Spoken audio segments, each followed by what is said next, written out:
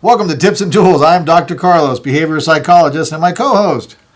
And I'm Dr. G, clinical psychologist. Welcome.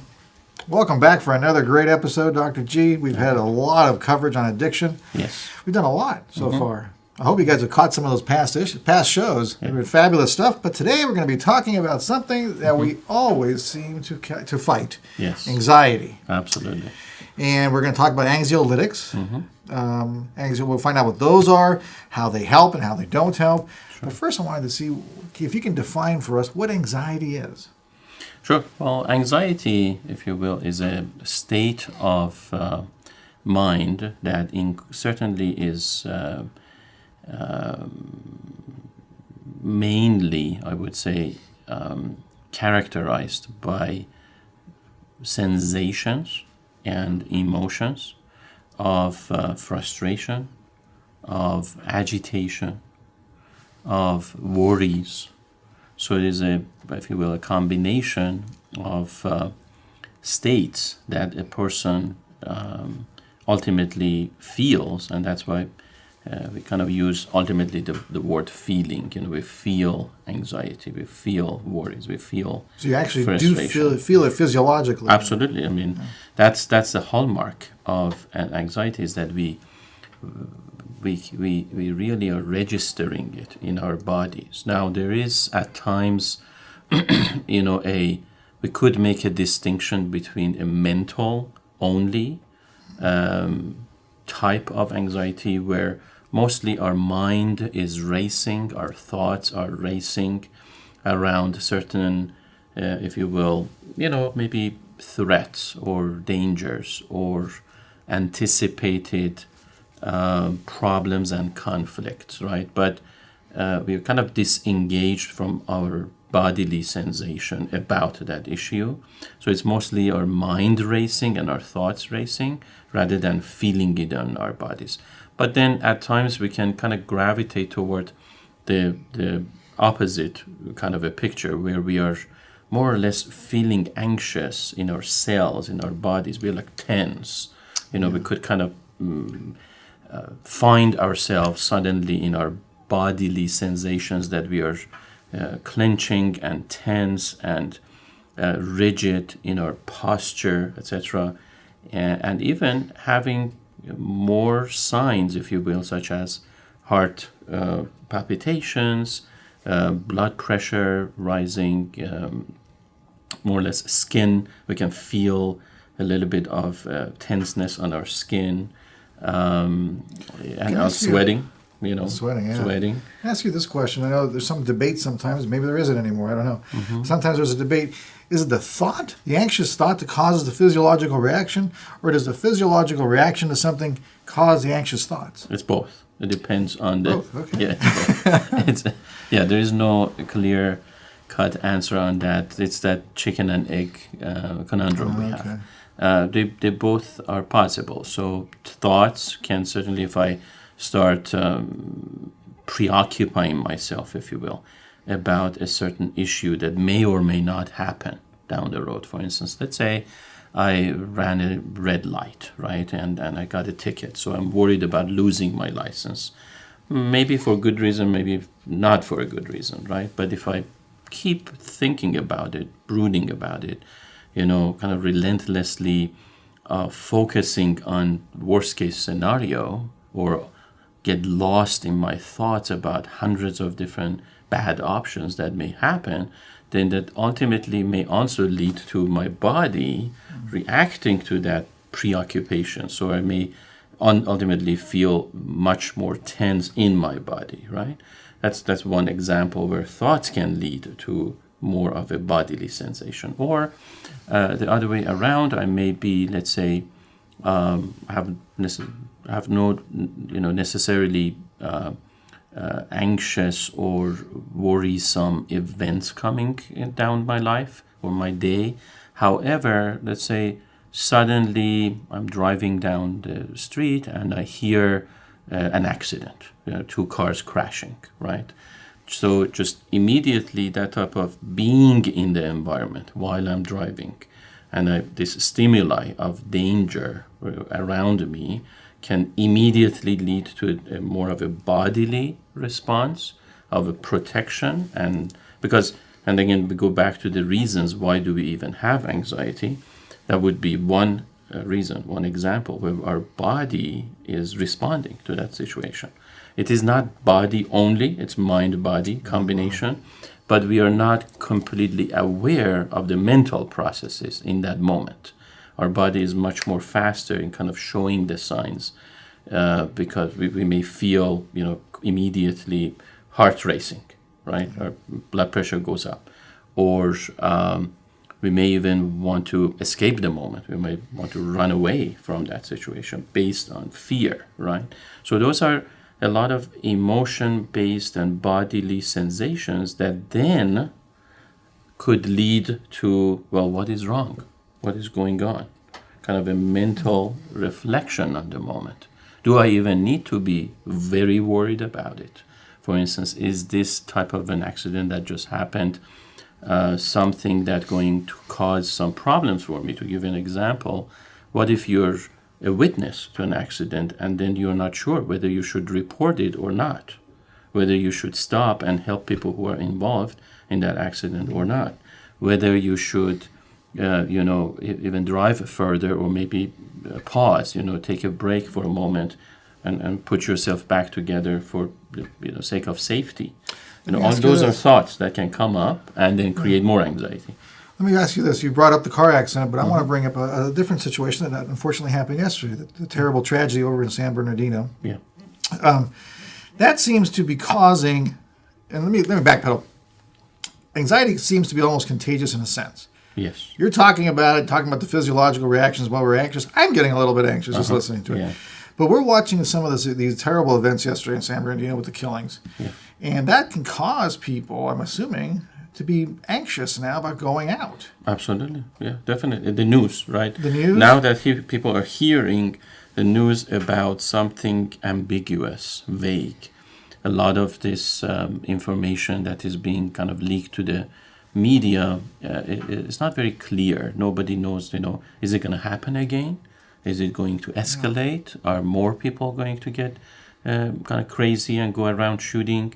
When is a copycat, of that situation perhaps coming down the road? What do I need to do about my life? Do I need to be worried about the building that I'm working in because of, whatever businesses there are? So yes, you're right. It becomes very contagious, but I would say it's more the fear that is becoming contagious. We know that fear is contagious. If somebody is frightened, everybody looking at that person who is frightened becomes frightened.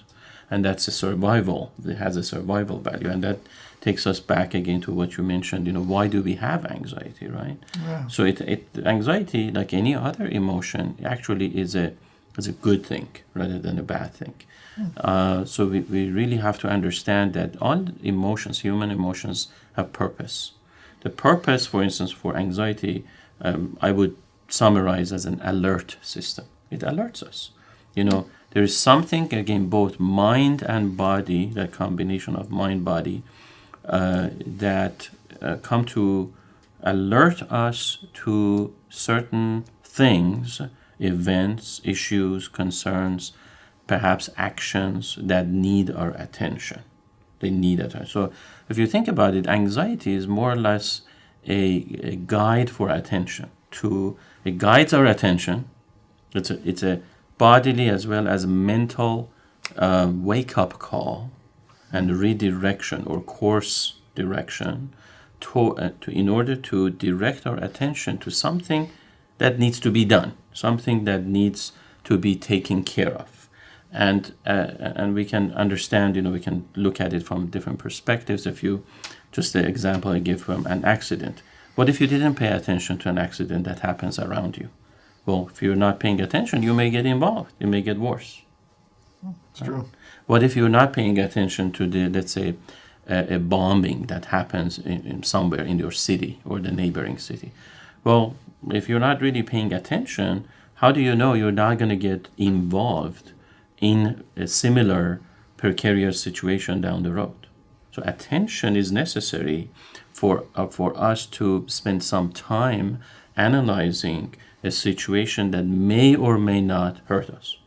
It's interesting you mentioned that because there was I think it was a reporter. He was driving behind the police as they were chasing the suspects yesterday. Right. And he started hearing these whizzer, whizzer.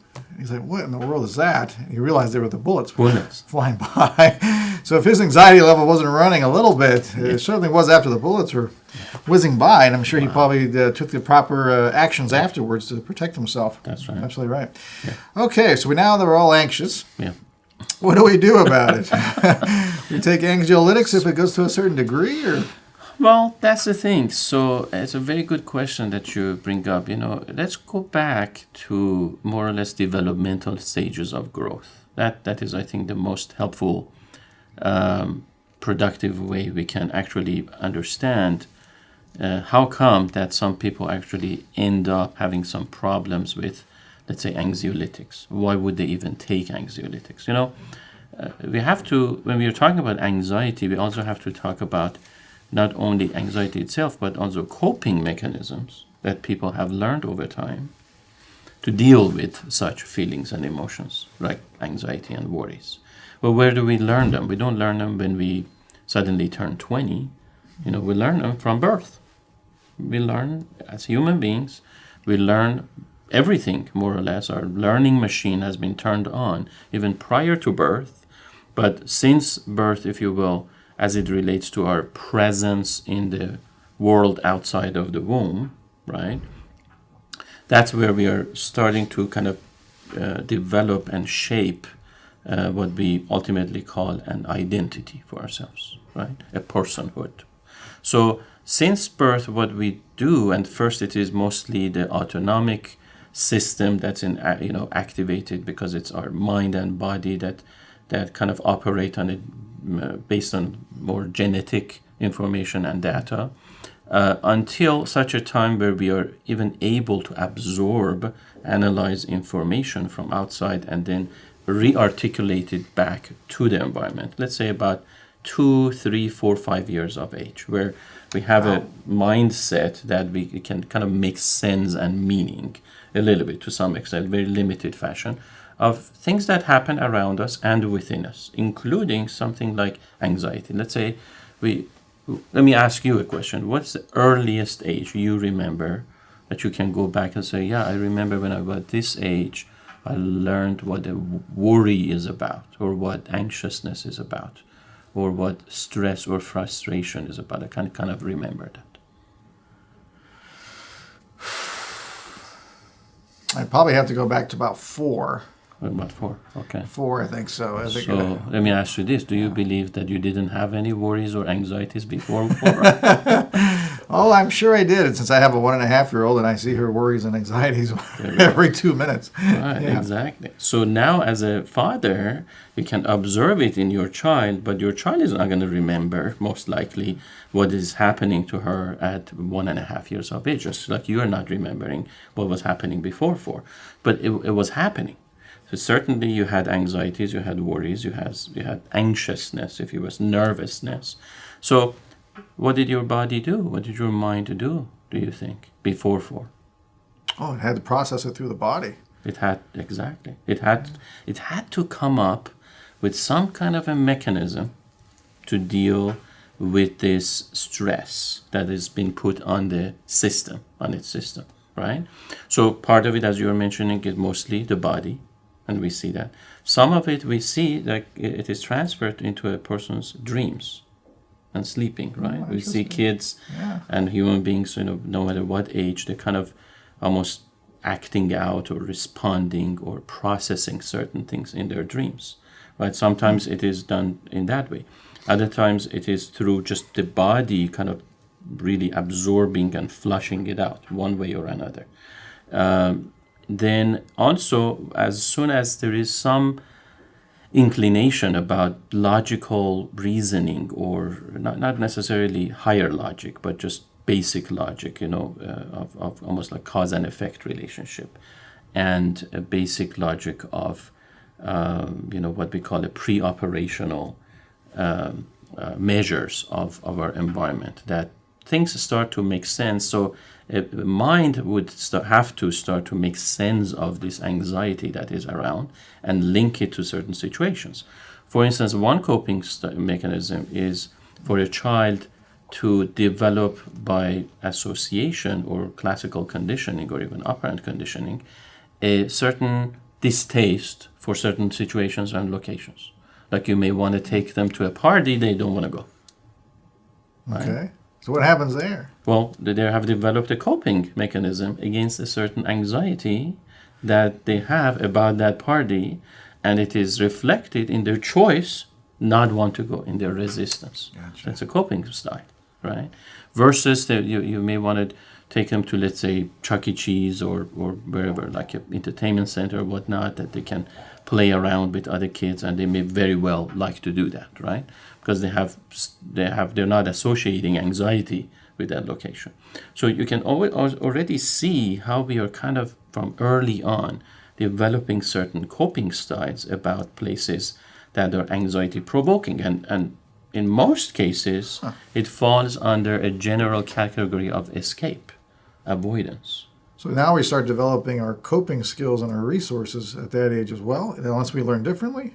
That's right, yes. Unless, let's say, for instance, if your child, again, going back to that case, she's hesitant to... I'll give you one. Every time I get ready to change the diaper, every time I get ready to change the diaper, no, and she runs. So you got a little 1.5-year-old, no, and she takes off, and I got to go chase her around. Chase her around. Right? Obviously, there's some anxiety there. I don't know what the deal is with the diaper. She wants to get away from that situation. Yeah, the escape. So what are you doing in that situation to help her to kind of get rid of that anxiety and kind of be more lenient, if you will, toward the process of changing the diapers? I turn it into a fun event. So what I'll do is I'll act like I'm chasing her. You know, come here, and I'll chase her around. Then she starts giggling. And once I see she's giggling and laughing, then I'll grab her. And we'll talk a little bit, and I'll put her on her back, whatever it is. I'm going to change her, and then try to give her something to play with, a toy or something. By that time, she's kind of over it. Yeah. Once she starts laughing, originally from being chased, she kind of calms down. So let's look at that. You see, when you say she starts laughing, right there we're talking about the bodily reaction, right? Laughing. It's both mental and body, because certainly there's some excitement. The notion of excitement has a mental component to it. She's probably associating something with that event, like running around, being caught, and things like that. So there is a theme, if you will, like imaginary theme that's going on, which has a mental quality, as well as laughing itself has a physiological, biological quality attached with it, with hormones being released, right? So now, and then you give her a toy to play with, so it is distraction, right? So it's a focus and attention on something that she likes while there is another process going on. And certainly there must be safety and security in place, otherwise she wouldn't lie down there, so there is a sense of maybe that interrelational connection between father and child that's going on, that she feels safe and secure with you, right? So as you understand right now, as we're kind of both understand, is that there is multiple biological, psychological, emotional, behavioral components that come together to develop a different reaction to that anxiety that she had momentarily. So that's a coping style and mechanism, right? Now, if you extrapolate that to hundreds of different situations and hundreds of different options that people at different ages developed, gradually you get this complex way of, let's say, later down the developmental stages of growth, such as like 11-year-old or 18-year-old or 22-year-old or 30-year-old. Everybody more or less has an arsenal of coping skills about certain anxieties. It could be that, for instance, somebody is anxious for an interview, for a job interview, and then what they do to themselves, they may go in front of the mirror and rehearse a little bit and laugh and smile and almost rehearse a little bit of a courageous, powerful presentation, and that includes all those elements. They're laughing, smiling, they're changing their facial expression, their bodily posture. They are checking themselves in the mirror. They are reasserting themselves. They're rehearsing and practicing as-if concept? communication, as if concept. They're faking it, if you will, but and to in order to make it. But they're kind of pumping themselves up. Those are all great mechanisms to deal with their anxiety for that interview, job interview. Right? So it sounds like you're saying the anxiety derives mostly from what we're learning Right. from our children, from our young age, whatever it is, 1, 2, as we develop. Right. And then we pick up the skill sets. Absolutely. As we get yes. older. So anxiety, yes, exactly, has existed since birth or even before that. And then we pick up skills.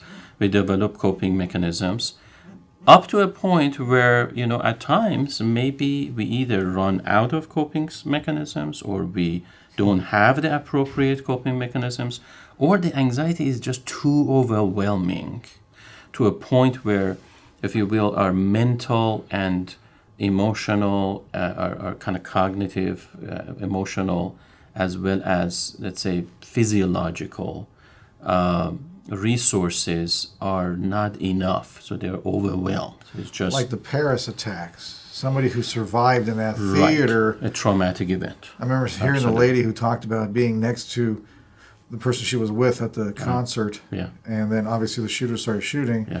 They hit the ground, but he was dead, unfortunately, on already top of her. Yeah. And that's something you just can't prepare for. And I'm assuming Yeah. this onset is somewhat related to PTSD.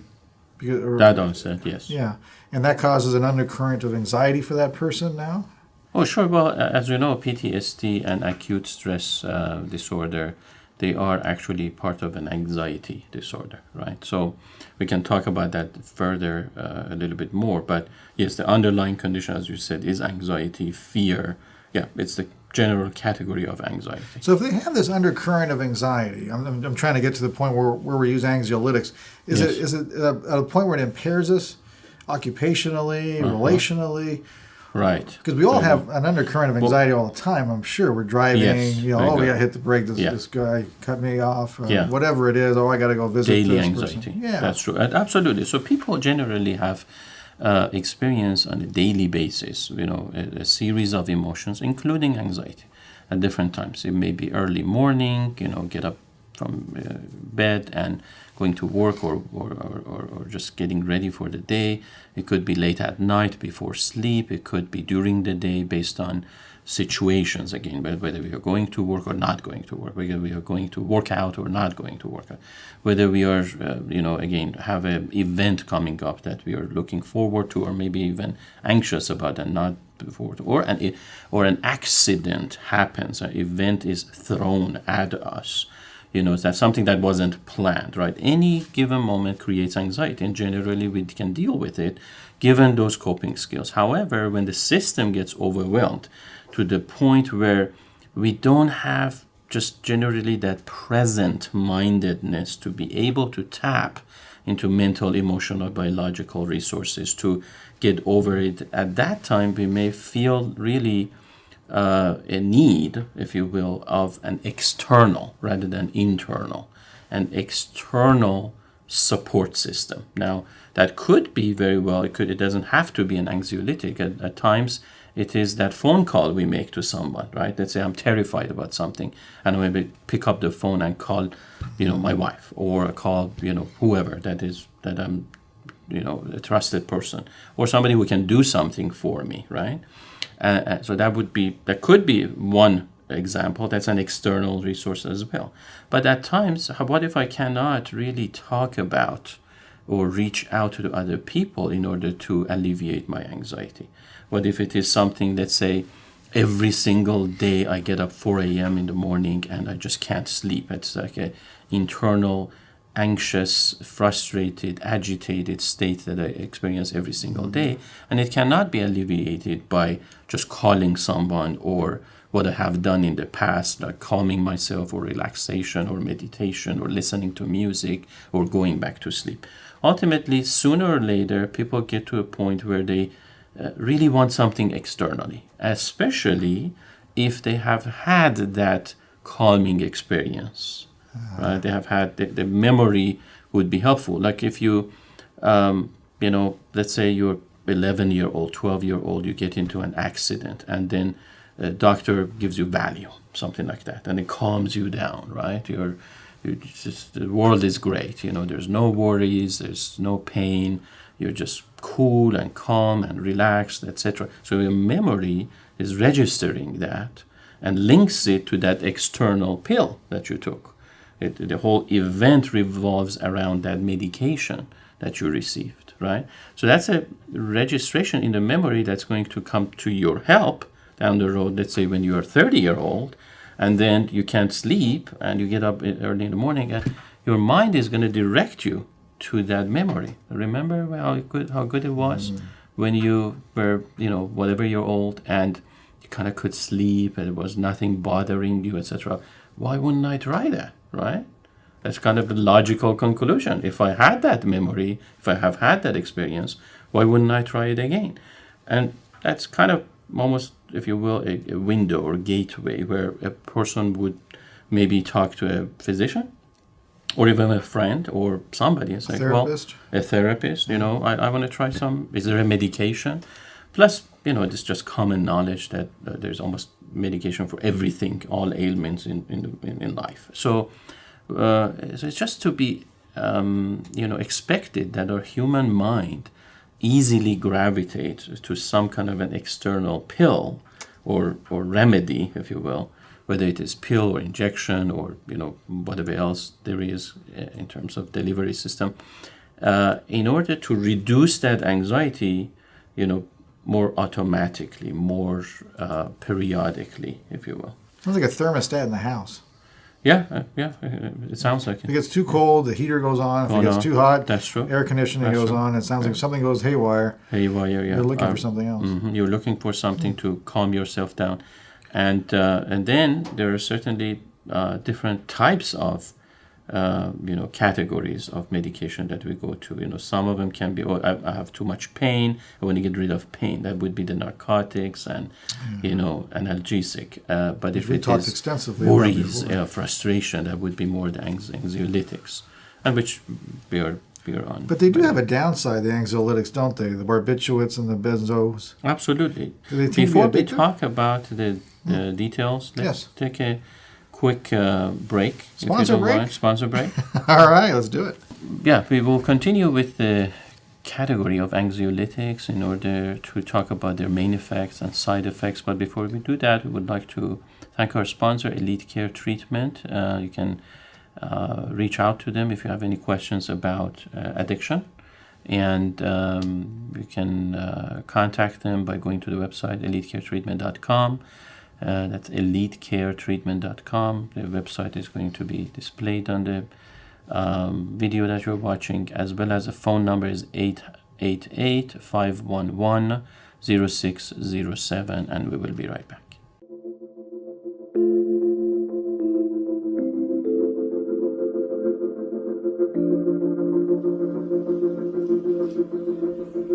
Hi, welcome to Adelante. This is Adelante Recovery, and my name is Yvette Kuglin, and I'm part of the staff.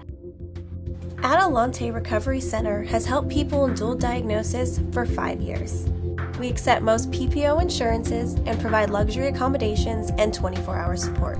To speak with an admissions counselor, call 1-888-242-4450. A lot of time we don't even know what's wrong with us, and sometimes we need to get away to figure that out. So if you want to go for a little retreat out in Corona Del Mar, which is a confidential location, we're here to help. So we're only a phone call away. Thank you. Welcome back, everyone, to Tips and Tools. We're going to continue our conversation with anxiolytics and anxiety. If you haven't become anxious yet, just hang in there. But now we're going to talk about anxiolytics and the specific ones. But are they always good for us or not? Dr. G, welcome back from the break. Thank you. So anxiolytics. Anxiolytics. And so generally what we have, there's certainly very solid groups of anxiolytics that are more or less guaranteed to work. The barbiturates group, benzodiazepines, and then beta blockers, And then also alcohol can serve initially as an anxiolytic, and there is a reason for that. All these categories, more or less, their main effect is that they increase GABA. It's a neurotransmitter in our system, in our brain, that by its increase immediately leads to decrease of worries and agitation.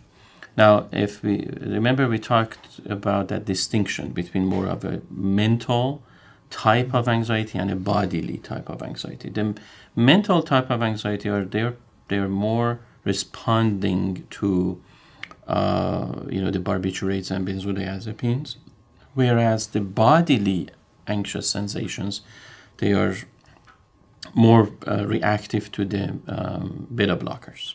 So for someone who, let's say, has public speaking fear, public speaking a lot of times has to do with this bodily anxiety and sensation.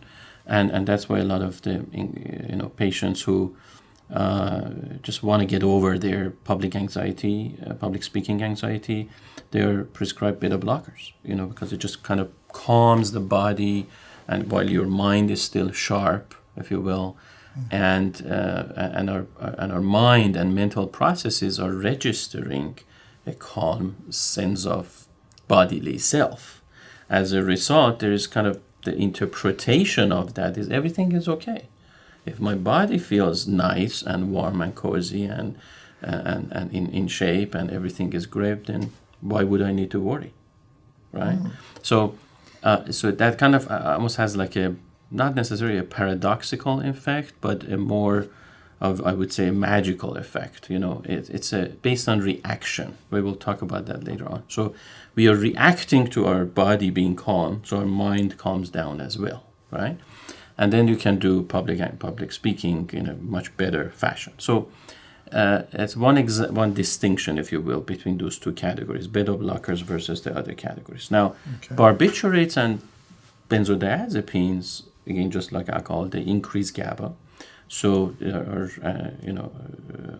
our anxiety kind of is reduced, and also certainly with mental processes. So if we are worrying much, if we are frustrated about a certain situation, if we are, again, nervous and anxious, that's where barbiturates and benzodiazepines come very handy.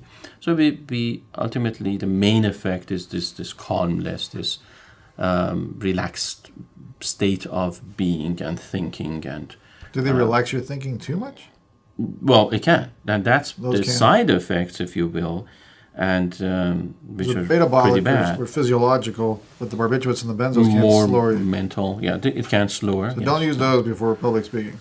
No, better not, because also, especially if you are not quite sure about the dose that you're taking, it can make you, have a slurry speech and slow mind, slow mental process. It slows things down, right? And it can also be used more or less as narcotic as well, because it can put you to sleep. A lot of people who go to surgery, they, kind of outpatient surgery, they are told to take a lot of Xanax, right? Like 4 or 5 pills in order to really kind of put them in a semi-sleep mode where their mind, brain, if you will, and also, also their body is kind of shutting down. It's on the way to being groggy and sleepy and being knocked out. Where does Xanax fall in this category? That's an anxiolytic. Anxiolytic. Yeah, so Xanax is an anxiolytic. Is it a benzodiazepine? It's a benzodiazepine, yeah. So, and then alcohol, even though it more accurately fits into the depressant category because of its end effect, the end outcome, the ultimate outcome of drinking a lot of alcohol is being depressed. But the initial reaction that people have to alcohol, because it increases GABA, is this reduction in worries and anxieties. That's why a lot of people also, like before a date, if you will, or a meeting, like a corporate meeting, which shouldn't be happening, but that's exactly what's happening, more or less, where people just kind of take a shot of whatever alcoholic drink in order to take that edge off, right? What is that itch? It's that anxious state of mind that I'm going to meet a person. Oh my God, so it's so exciting, but I have these butterflies and anxious, so I want to kind of reduce that anxiety, initial anxiety, which works. It actually works, right? A lot of people do it at the bars before they go up to somebody and ask them. Yeah, at the bars, or it can be again corporate meetings, or kind of maybe even public meetings, anywhere where people may feel a little bit anxious, right? And alcohol is kind of permitted or allowed. Let me ask you a quick question here, just for a second. That also seems like it might be contingent upon their self-esteem a little bit. Well, sure. So that does play a little bit of a part in it. Absolutely, definitely. I mean, yeah, for sure. There's a lot. It has a lot to do with self-confidence, self-esteem, self-reflection, self-image. But going back to the actual side effects of anxiolytics, well, it can be dangerous. So they're very addictive, all of them, as we mentioned. People easily get used to it. Our tolerance changes very quickly. We habituate to the amount that we take, so our body adjusts itself, and then it starts craving more, right? Because who doesn't like to remain in that kind of a state of relaxed mind and body? Everybody loves that, right? So are they creating the mood, or are they creating the actual chemical reaction? What are they creating? Craving? Oh, yeah. What are they well, craving? both. If you think Both? about it, when the effects of an anxiolytic tapers off to the point where the body has metabolized most of the substance, right? Which may take anywhere between few hours to let's say a day or two, depending on how much we have drunk, right? Or maybe at times for a chronic, let's say alcoholic, or someone who is highly dependent on a prescription medication, then it may even be 3 days, 5 days, a week, right? So it really depends on the person and alcohol or substance consumption. But as soon as basically we have stopped the consumption and some time has passed, our body starts this craving, because it has become so dependent on it for internal regulation, because all the neurotransmitters are now regulated externally by taking the medication. So when I stop that, the neurotransmitters cannot immediately switch back to an internal regulation, right? A lot of the neuroreceptors have lost their function, or they have been blocked, or they have simply been reorganized, if you will. The internal supply of endorphins to remedy the, let's say, naturally remedy anxiety, it has changed, because basically through that thermostat effect, as you mentioned, or in other words, a negative feedback loop in our body learns, well, I'm getting this supplied from outside, so I have to reduce my own inner supply, right? That's a problem. So it takes time for this to come back up, right? Yeah. For the body to re-regulate itself internally. And that time can certainly lead to what we said. The first thing is really that craving, that sensation. Craving is more or less a sensation. It can be a mental craving, it can be a physical craving. Mostly it is the physical craving, if you will, that everybody experiences more or less immediately. But then also later on we can develop this mental craving, right? For instance, again, it depends on the situation, how much of an anxiety and nervousness a person is experiencing based on what kind of a situation in their lives, right? So the craving is that need for more of that external remedy that I'm used to, right? That's craving. Now, if we don't receive that, what happens is that because it really takes our body, our physiology, time to regenerate, reorganize its internal regulation, then we can go into these withdrawal effects. How bad is that? Well, the withdrawal effects can be horrible. It's a very horrible experience, because then we have pain associated, because if you think about it, the anxiolytics have allowed us to have less pain, right? They're kind of washed over the pain that we used to have. So now we have increased anxiety to the point of a panic attack, of experience panic experience, right? Panic attacks, a panicky state of being, like sweating, heart palpitations, blood pressure, flushing, all those type of things, and even shivering, tremoring. Oh, really? Like for instance, delirious tremens. Delirious tremens is associated with alcohol withdrawal, and also withdrawal from benzos and barbiturates, because our body is now in a state of almost like a dire need. Almost our life, if you will, depends on this, because it can't regenerate all the resources it has lost within few moments or few seconds or few minutes or hours. It takes days, as we talked about, depending on the consumption. It takes days for the body of a person who has been addicted to kind of recuperate, if you will, right?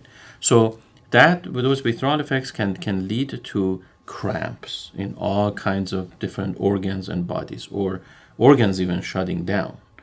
Because it affects the adrenals quite a bit. And it can also cause problems with the immune system too, doesn't it? Absolutely, it does. I mean, it's a whole systemic thing. It's a very extreme benzos, barbiturates, but generally anxiolytics are one of the most dangerous drugs to get hooked on. Then after that we have stimulants, and then opiates, right?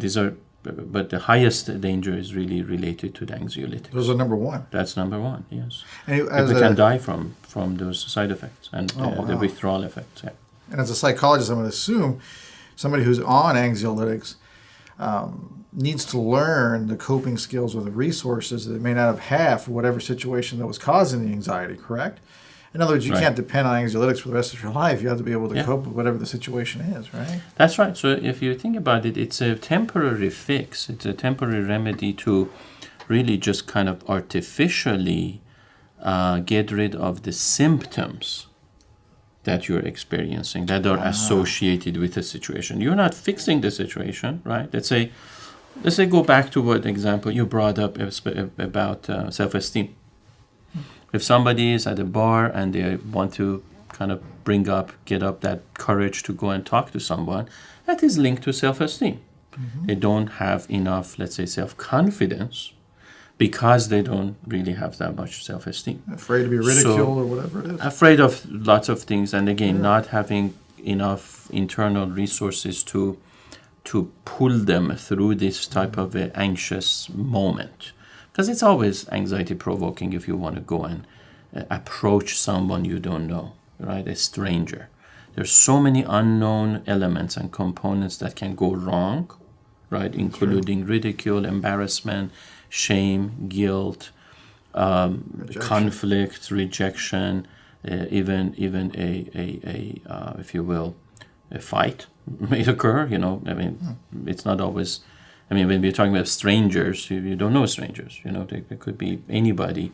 So there's so many dangers involved in all those emotions and feelings. So if a person has enough internal resources to believe in themselves and have put their mind at ease beforehand, and have had some experiences in life to tap into in order to kind of remain calm during this encounter with a stranger, then they don't need alcohol. They don't need the alcoholic drink. They don't need to take the edge off, because the edge is maybe something pleasant, and maybe it is actually giving them the energy to do what they need to do.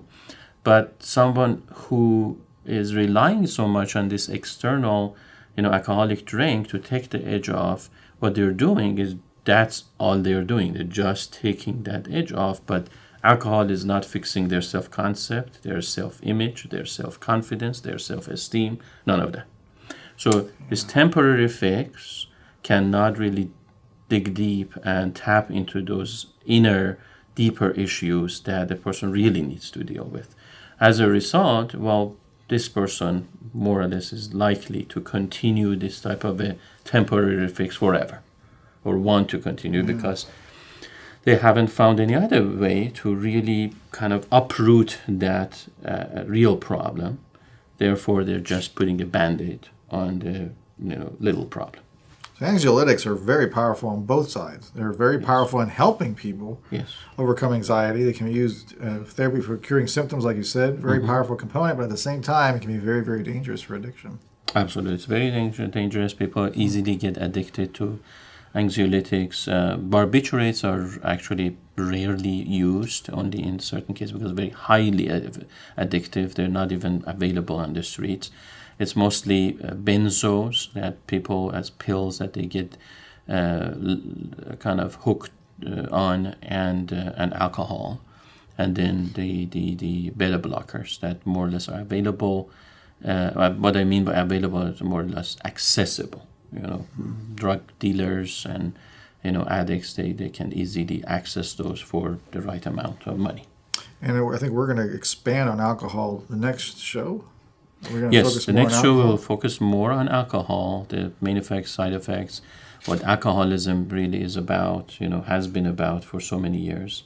Alcoholic Anonymous, the whole idea about alcoholic children or children of alcoholic parents or families.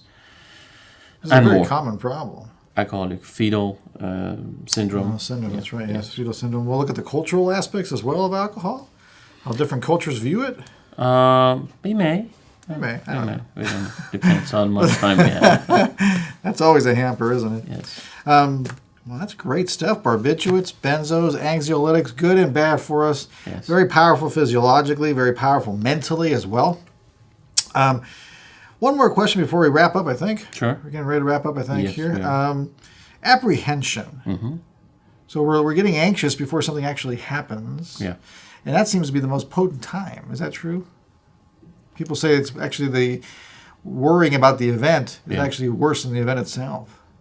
Yeah. So public speaking, I'm more worried now before I actually get onto the stage. Yeah, absolutely. That's kind of bizarre. What happens there? Because you figure they probably just lose it on stage. What happens there is that our mind is very powerful in conjuring up ideas, options, possibilities, way in excess of what can actually happen. So our fantasy is much stronger than reality. Oh, wow. If you think about it. In our fantasy, billions of things are possible, and the intensity of things happening can be limitless, whereas in reality, once you step up to the podium and you are speaking, then there's only a limited number of factors that are happening at the same time. Not everything that you thought would be happening at that time. That's a lot so less. Because reality is limited to the factors that can realistically co-occur at the same time. Right? For instance, let's say if you were anticipating high intensity in people rejecting your speech, that's just a fantasy. But in reality, not everybody in the audience is going to reject your speech. In your mind, it is possible. It's a very bad day if everybody did, yes. Absolutely. But in reality, there is an order to things. People have people generally have respect for these events. Even they may not like your speech, they may not express that dislike. So because of those reality factors that kind of create a dampening effect, a limitation, they put limitation, they confine the situation to very few possibilities, not many possibilities. I love that explanation. That's a great explanation. Thank you. We're wrapping up, but anxiolytics, if unfortunately somebody does have an issue, where can we go? If they have are a couple of addicted, yes, if they're addicted, if there's a problem with addiction, you're certainly welcome to visit our sponsor's website, elitecaretreatment.com. Thank Thank you for watching. you again, Dr. G. Thank you, everyone.